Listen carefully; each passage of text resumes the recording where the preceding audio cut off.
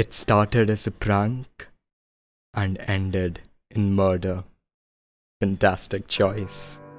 Heather is closing up the shop for the night inside the mall when her night goes wrong. Horribly wrong. Serial killers, long thought dead, start reappearing all over town. How will they survive when no one will listen to them? And how will they live through the night against their supernatural powers? Dina lives in Shadyside with her little brother Josh, who's obsessed with serial killers. That night, Sunnyvale holds a candlelight vigil for the victims of the mall massacre, as Dina watches her ex-girlfriend Sam and a boy Peter groping each other secretly. On the bus ride home, Peter and his buddies chase after the Shadyside bus and pelt them with junk. Dina opens up the emergency exit to throw a cooler at the car as it crashes into the woods and quickly sets ablaze. The occupants are unconscious, trapped inside. Peter tries to push Sam out of the blazing car, but she's not moving anymore.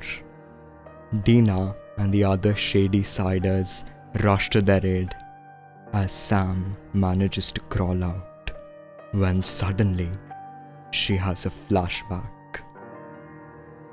The next night, Dina tries to call Sam's hospital, but her mother refuses to let Dina talk to her.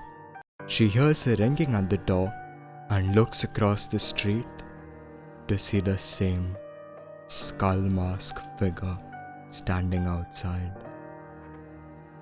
She abuses him, thinking that it is Peter, and shuts the door in his face. As she prepares dinner, she sees him again, much closer, but this time he has something in his hand.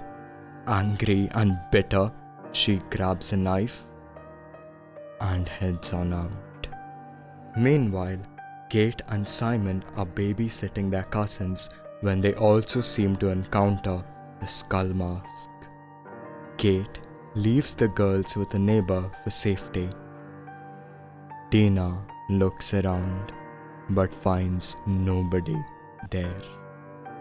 Convinced that it is Peter, they go to the hospital.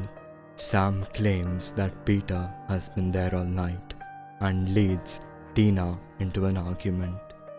Peter watches them with amusement, but suddenly finds his maroon shirt redder than usual.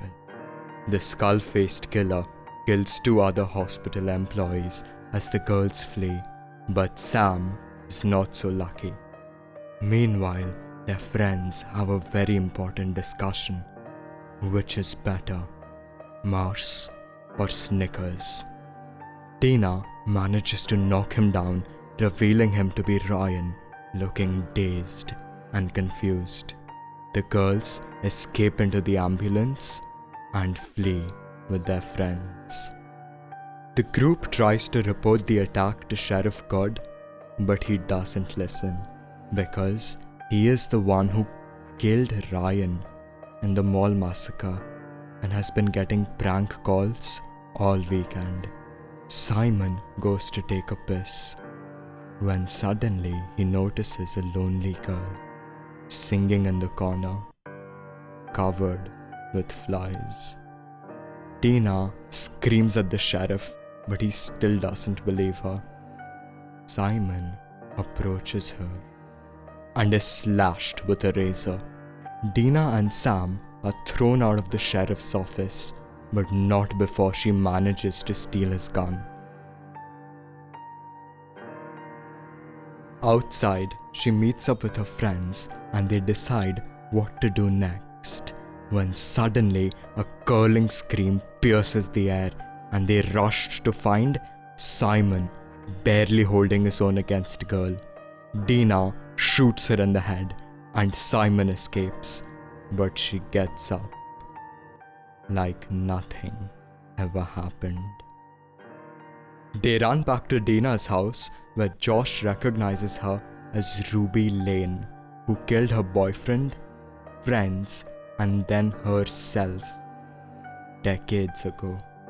He also has information on the other killers from Shadyside, such as the 1978 killer at Camp Nightwing, a milkman that killed housewives, a deformed boy who murdered his brothers, and a grifter killing random people in town. And all of it connects back to Sarah Fear, who was hanged for witchcraft in 1666, but cut off her cursed hand and left it in town to be able to reach her victims beyond the grave. Sam tells them of a flashback during the accident. The group goes to the site of the crash, where they discover that it is the grave of Sarah Fear, and it was disturbed by the crash. They try and put it back together when Josh screams to alert them. As they try and put Sarah's bone back together, the footsteps get louder and they finish burying her.